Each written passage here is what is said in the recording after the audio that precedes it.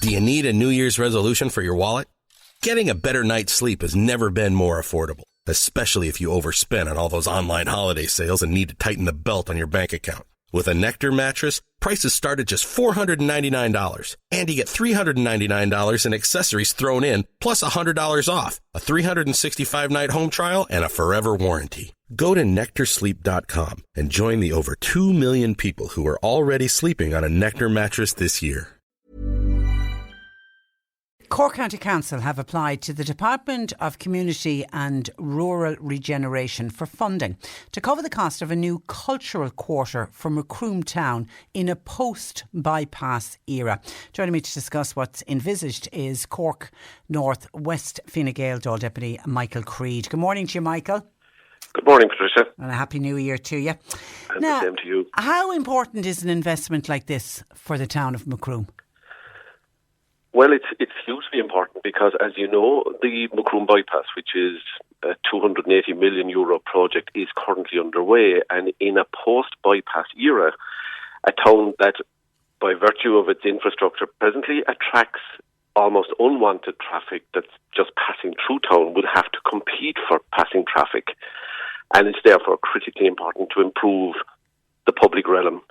So we've seen, in fact, this week, investment has started, construction work has started on the Briery Gap. That's really important and funded also. Long overdue. Long overdue, and there were a myriad of reasons for that delay, but it started at last. Great. And that's funded under the Rural Regeneration Fund. And this now is, in itself, relatively small funding because it's what's known as Category 2 application. It's to bring this project to shovel-ready status. So the council, and I acknowledge the great work being done by the council and councillors in the area to bring this to this level. It's to bring it now to a shovel-ready status so that it can apply for what will be Category 1 funding, under which, for example, the Bantier sports field development was approved funding and is practically completed now, and that's another fantastic project under rural regeneration. So this is really important for the town.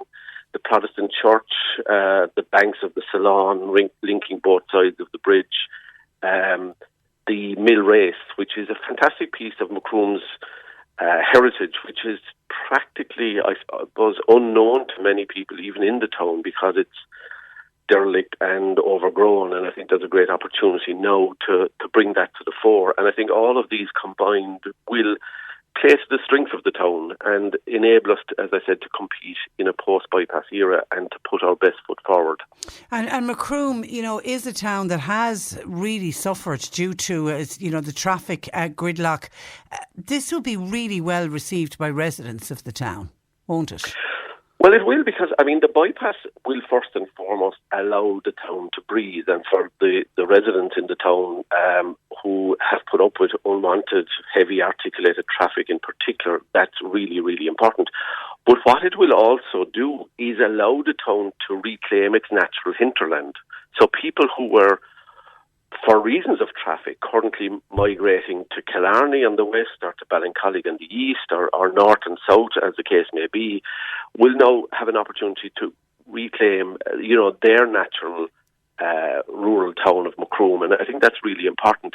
But it's also important that the town steps up to the plate and puts its best foot forward. So this investment in the public realm, as the term goes, in terms of, the Briery Gap, but now also, redeveloping the Protestant church on Castle Street, that whole domain there, including the Castle Grounds, the Market Square, and linking that with the Salon River, the riverside walks, the mill race.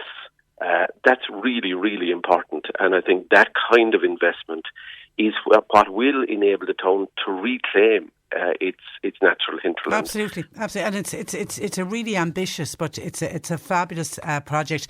Has the funding been granted? Yeah, funding of just under 400,000 has been approved today, and that will enable the council to bring it to shovel-ready status. And I suppose it's important now that the council, and I've already been in contact this morning with them to kind of say drive on now, because the department will be advertising in quarter 2 of 2022, which is before the end of June, for what are called Category 1 projects. And I would hope that this project will be able to submit then for funding for a to proceed to construction. And what's happening in the meantime is there's a public consultation process as to what the public thinks, for example, should happen with the Protestant church on Castle Street, and how that public space can be reimagined. You can,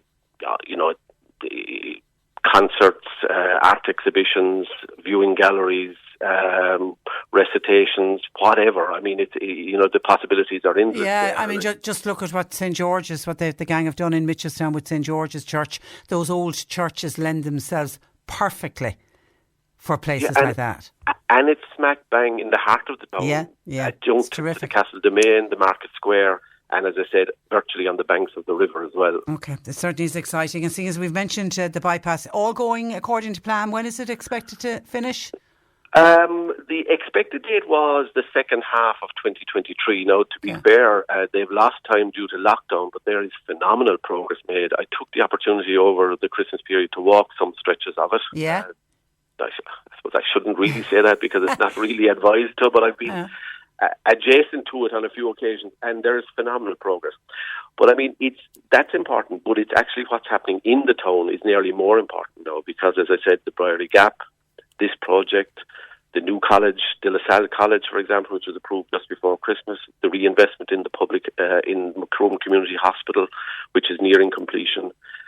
These are all really important about the post-bypass era for the town, and putting in place the necessary infrastructure. And I'm really pleased that this fund, the Rural Regeneration Fund, which was a fund that was established when I was in Cabinet myself, which has already delivered in terms of the Brierley Gap, is continuing to deliver for Macroom and has done in other areas in the constituency as well. Okay, good news certainly for Macroom. Listen, Michael, we leave it there. Thank you for that, and thanks for joining us on the programme. Thanks, Patricia. Good morning to you. That is Fine Gael, Dáil Deputy Michael Creed.